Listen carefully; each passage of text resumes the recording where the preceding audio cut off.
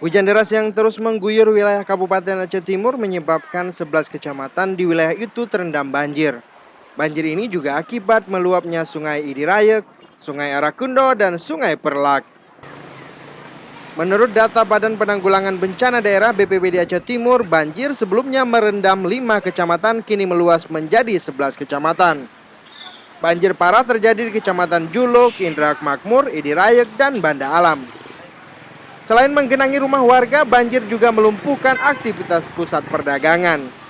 Di pemukiman warga, ketinggian air mencapai 50 hingga 2 meter. Akibat banjir ini, aktivitas warga lumpuh total. Dari Aceh Timur, Said Maulana melaporkan untuk Aceh Video.